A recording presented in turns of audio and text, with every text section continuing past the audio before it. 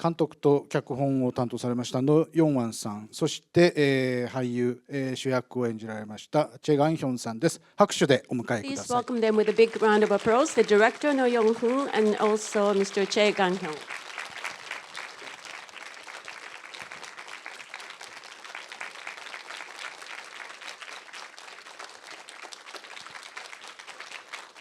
じゃあお座りください。はいはい、このセッション司会は私石坂、英語通訳大緑さん、韓国通訳は根本理恵さんで、お送りしてまいります。 So I'm going to be the leading the session, and I am Ishizaka, and also we have the Korean to Japanese translation, Ms. Nemoto, and I am the English to Japanese translator, Midori-o. はい、では、今日は2回目になりますけれども、まずはご挨拶いただいて進めたいと思います。じゃあ監督からいきましょう。 I'm the director. 우선 만나서 반갑습니다. 여러분의 이 마음을 좀 무겁게 해드린 이 영화의 감독 노영환이라고 합니다. 만나서 반갑습니다. 皆さんにお会いできてとても嬉しく思っています。皆さんの気持ちを少し重くしてしまいました監督のノ・ヨンワンです。お会いできて嬉しいです。 I am director No Young-hoon. I'm very happy to be able to meet you all, but I'm a little concerned that maybe your heart might be a little bit sinking because of the film. こんにちは。私は韓国の俳優チェ・ガンヒョンです。今回で作品の民順役を演じました。東京国際映画祭で皆さんにお会いできてとても嬉しいです。よろしくお願いします。 Hello, my name is Choi Gang-hyun. I'm the lead actor for this film. I'm very, very happy to be able to see all of you at the Tokyo International Film Festival. はい、1回目のセッションはですね、もうとにかくお客様から民順が切ないっていうねご意見がたくさん出まして、でそんなこんなで進んでいったんですけれども、今日はまたフレッシュな気持ちでお二人もいらっしゃると思います。今回ね一緒に劇場でご覧になってたようですので、また何か新しい発見があったかもしれませんけれども、早速皆様からのご質問を受けたいと思います。はい、じゃあお一人上がりましたね。こちらの男性からいきましょう。はい、どちらにご質問かということと一人一問でお願いします。非常に本当に監督もおっしゃってたようにすごく心が今重たく沈鬱な気持ちでいっぱいなんですが、質問は俳優さんの方になんですけれども、主演の大変精神的にも肉体的にもハードな撮影だったと拝見しててすごく感じるんですけれども、この作品に限らずそういう役とかは終わりだとは思うんですが、これだけハードな肉体的にも精神的にもハードな役をこなす上で、ご自身オンとオフの切り替えというか、心の健康状態を保つために何かやられていることとかっていうのは終わりなのかなと思いまして。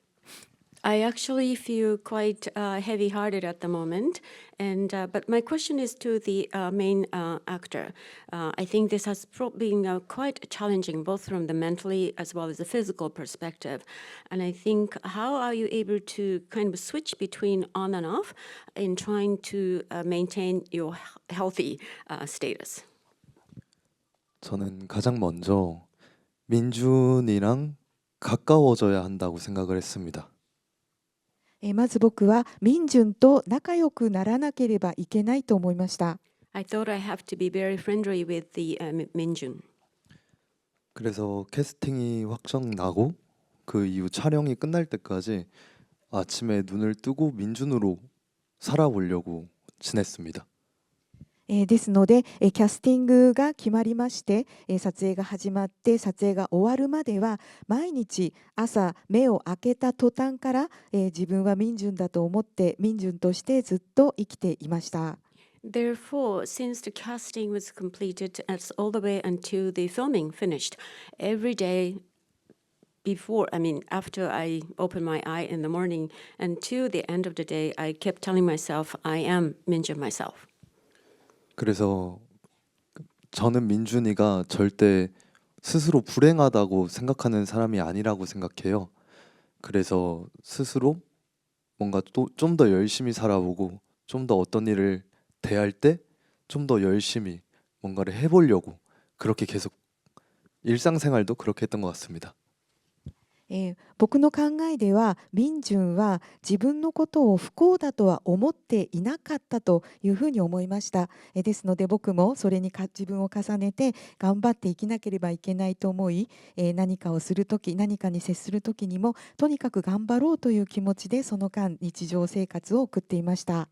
As far as I understand Minjun's character, I don't believe that he thought he was an unhappy person. So I just tried to accept that as Minjun, and then just as he was doing, I was trying to do my best to live my life. ありがとうございます。はい、次行きましょう。いかがでしょうか。はい、ではちょっと上の女性の方、黒いマスクの方ですね。はい。はい、マイクをすいません、リレーしていただければと思います。とても面白かったです。ありがとうございました。監督にお伺いしたいんですけれども、この映画の、主人公ミンジュンというのはご自身の、とてもなんかご自身と近いキャラクターというかそういう背景だったりとかを持ってらっしゃるのか、それともなんか全然もう完全に創作として作られたのか、ちょっとそこが気になりました。教えてください。First of all, thank you very much for the interesting film. A question to the director.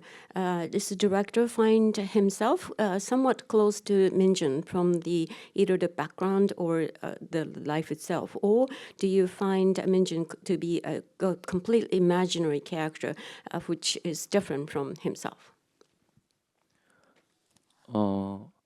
우선 이 민준이라는 인물은 창작된 인물이기는 하지만 제 안에 자전적인 면도 강하고, 그리고 제가 이 세상과 어떤 사회에 대해서 느끼는 어떤 미안함 혹은 바라보는 제 시선이 좀 많이 투영이 되어서 이 모든 인물들에 들어가 있다라고 봐주시면 좋을 것 같습니다. まずミンジュンは映画のために創作された人物ではあるんですけれども、私の自叙伝的な要素も強く入っていると言えます。そして私が世の中を見る視点だったり、それから社会の中で現実を見た時に申し訳なさも感じていますので、そういう思いも投影されています。そしてミンジュンに限らず他の人物にもやはりどこかに私の姿が投影されていると言えます。Minjun is a character that was completely created for the film. However, there are a part of me that might have some reflection. I also think there is a way to look at this world that we live in, the way we see the society.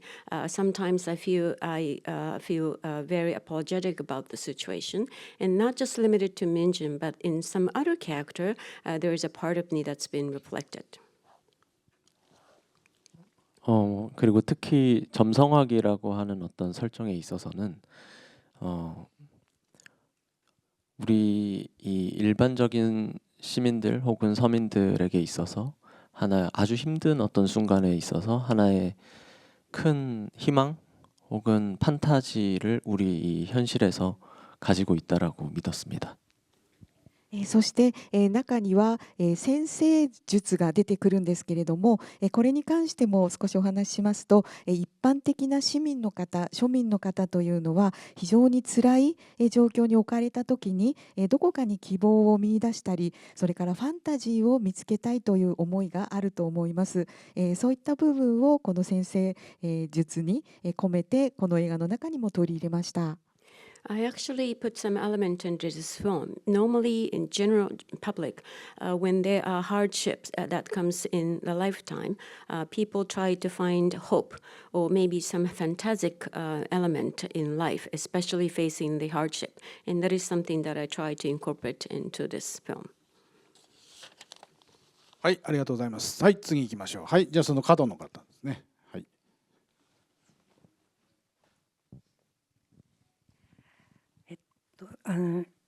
俳優さんの息遣いが今も耳に残ってるんですけれども、絶妙だったといいますか、これは俳優さんをキャスティングするにあたってその息遣いというのは、たまたま具合でついてきたものなのか調整したのか、すごく気になりました。I still can almost hear the breathing of the actor into my ear, and it was quite exquisite of how the director was able to cast the character. Was it something that was natural, or was it something that was adjusted to make that happen? 우선 그 민준의 숨결이 그 곁에 남으셨다고 하니까 그게 참 마음에 감동이 됩니다. まずはその息遣いが今耳に残っているというふうにお話してくださったので、とても感動しています。 First of all, I'm very, very moved to hear the audience was able to feel that. 기술적인 부분에서는 제가 뭐 실제 연기하면서 나온 숨소리를 한 90% 이상 사용을 했고요. 그리고 나머지 한 10% 정도는 저희가 이제 따로 더 음향을 더 디벨롭하는 작업을 또 거치기도 했습니다. そして技術的なことをお話ししますと、その画面の中で聞こえてきた息遣いというのは実際にチェ・ガンヨンさんが演じた演技で出たその息遣いの音を 90% 以上使いまして、で残りの 10% はその後で音響作業をするときにディベロップさせて少し加えています。I would like to explain a little bit from the technical perspective. I think the breathing, the breath that you hear throughout the screen, 90% of that is actually coming through the performance of the actor. And I think the reminding, maybe 10% of that was edited with the sound adjustment. ガヒョンさんどうですか、息遣いを褒められましたけども。 택배를 일하는 모습이 많이 나오는데 그런 때 진짜 막 공원을 한두 바퀴 뛰고 온다던가 진짜 몸적으로 그런 호흡이 나올 수밖에 없게 만들어서 촬영을 했던 것 같아요. 僕が宅配の荷物を運ぶ姿が多く出てきたと思うんですけれども、本当にもう公園を1週か2週ぐらい走ってその後の息遣いを皆さんに聞いていただいたくらい、その宅配の仕事をしているとあのような息遣いになります。 As a matter of fact, there was a lot of scene where I was delivering the packages. It's almost like you run around the park a couple of times, and then of course you have to deliver the items. And I think that's exactly what comes out of that. 그래서 다른 감정이 많이 들어간 신들 같은 경우에는 민준으로서 그 상황에 처해 있다라고 이미 느끼고 민준의 관점으로 바라보고 있기 때문에 자연스럽게 나왔던 것 같습니다. そして他にもたくさんの感情が入り混じるシーンがあったんですけれども、常に僕は民順の立場になっているというふうに考えて、民順がこの状況にいるんだというふうに思って感じながら演じていましたので、自然とそういった息遣いが出てきました。 And of course, there were lots of complex emotion throughout the film. And every time I tried to become Minjun, I put myself into his shoes and always tried to imagine how I would feel if I had been in that situation. So it just naturally came out that way. ありがとうございます。はい、次行きましょう。ちょっと後ろの方行きましょうかね。はい、じゃあそちらから上がってっていただいて、男性の方、はい、黒い服の男性の方いきましょう。はい。まずは知らなくてよかったですね。どちらかというと監督さんに質問ですが、配送途中に道に落ちていた手袋ですとか、あと葉っぱか何かを撮影するシーンがありましたけれど、あれはどういうものだったんでしょうか。Glad that he didn't die, but during the delivery path, there were globs on the road, or maybe leaves that the director was shooting. Can you explain a little bit more about that?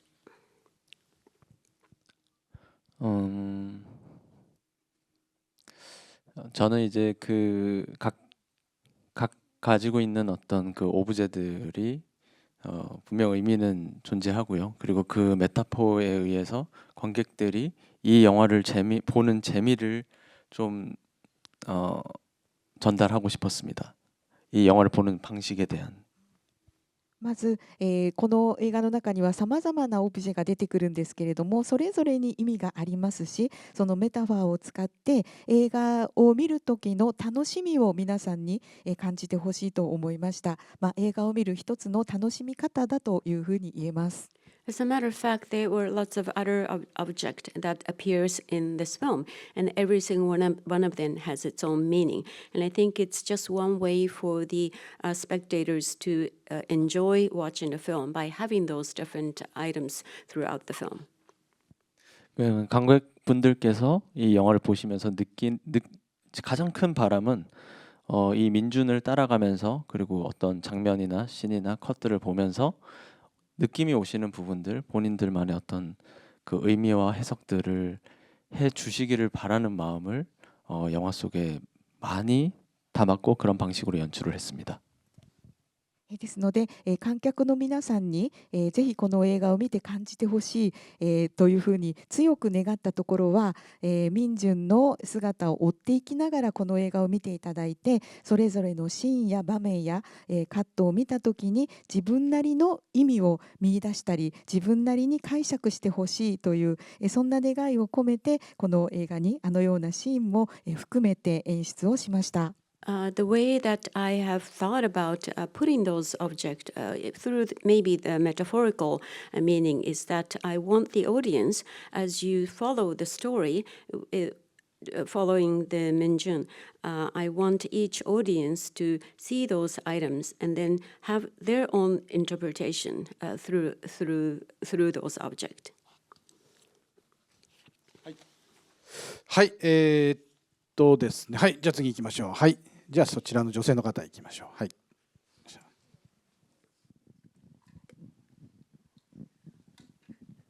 네, 안녕하세요. 저 영화를 보면서 되게 민준이를 사랑하게 되는 영화라고 생각했는데요. 배우님께 질문하고 싶은 게 영화에서 민준이가 굉장히 화가 없고 모든 사람한테 싹싹하고 되게 다정하고 그런 아이로 나오는데 민준이가 원래 화가 없는 건지 안 내는 사람인 건지 못 내는 사람인 건지 어떤 감정으로 연기하셨는지 궁금합니다. 映画を見ながらもうミンジュンのことをもう愛するしかないというふうに思いました。質問なんですけれども、映画を見ているとミンジュンはあまり怒りませんでしたよね。非常に思いやりがあって優しい人物として登場していたんですけれども、ミンジュンはもともと怒りがないんでしょうか、あるいは怒りを出さないんでしょうか、出せないんでしょうか、どんな気持ちで演じられましたか？ First of all, throughout the film, you watch Minjun, and then you cannot help but to just keep on loving him. The question is that in the film, Minjun does not seem to get angry. He's always very thoughtful. He's very, very kind. Is that Minjun never actually get angry, or he cannot express that he's angry? What is the situation, and how were you portraying Minjun? 먼저 저희가 감독님도 많이 해주셨던 말씀이지만 민주는 정말 어렸을 때부터 가족에 대한 게 너무 컸어요. 아버지의 폭력성, 어머니는 그거를 방관하고 형은 아픔을 가지고 있고 너무 어렸을 때부터 가장이 된 아이예요. 그래서 어떠한 감정을 표출을 해본 적도 없고 그럴 수 있는 사람도 없게 자란 아이입니다. 監督もこれについてはよくお話しされていたんですけれども、ミンジュンというのはやはり家族の影響を強く受けていて、でミンジュンの家族を見ると、父は非常に暴力的で、そして母はそれを傍観しているようなところがあり、そして兄には障害もあったわけなので、もう子どもの頃からミンジュンは家の中の家長のような役割を果たしていました。ですので怒りがあったとしてもそれを表に出すことができず、またその怒りをぶつける相手もいなかったと言えます。This is something that I talked often with the director. I think as you look at the situation that Min Jun was placed, he has been extremely influenced by the situation that he was placed in the family. The father being extremely violent and mother always being kind of observing the situation. And of course, his older brother has some challenging situation. Ever since he was little, even though he was young, he was almost like leading the family. He was a leader of the family. So even though he might have anger in himself, he thought that he really is not in a situation to be able to express it outside. 그래서 또 민주는 어떠한 상황이 처해졌을 때 그래서 스스로밖에 없기 때문에 그냥 괜찮아 해결을 해야 되는 사람이지 그거를 막 화를 내거나 막 어떤 감정을 표출하는 사람이 아니었던 것 같아요.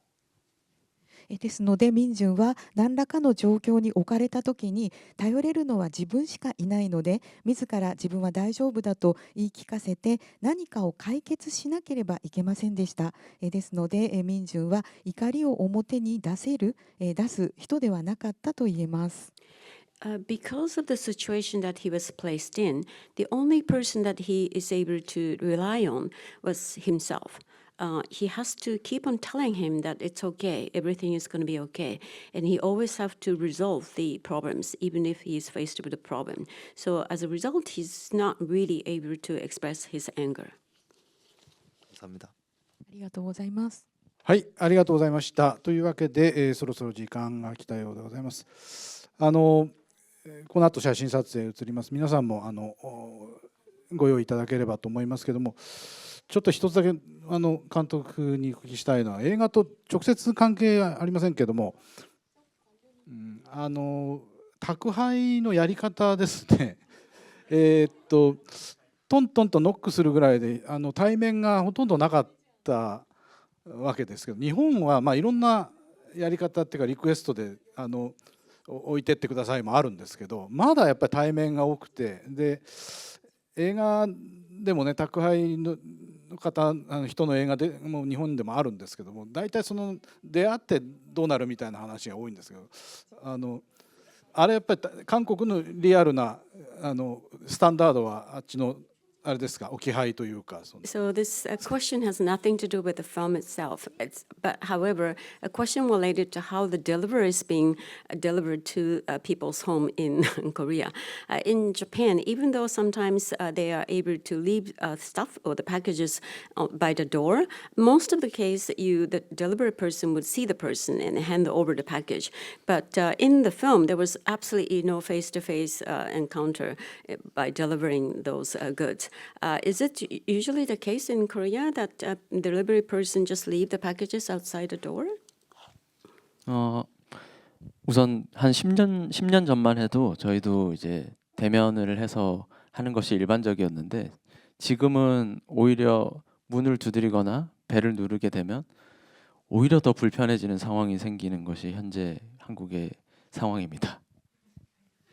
まず、10年ぐらい前までは対面で、荷物を渡すというのが一般的でした。でも今は、ドアを叩いて、中から出てきてもらったり、それからベルを鳴らしたりという方がむしろ、ちょっと気まずいということで、今ような形が韓国では一般的になっています。So maybe up until 10 years ago, it was face to face and people actually come out. But nowadays, you knock on the door or you ring the bell, and it's kind of embarrassing for people to actually come out to receive the package. So the current situation is what you see in the film, that you don't see the people.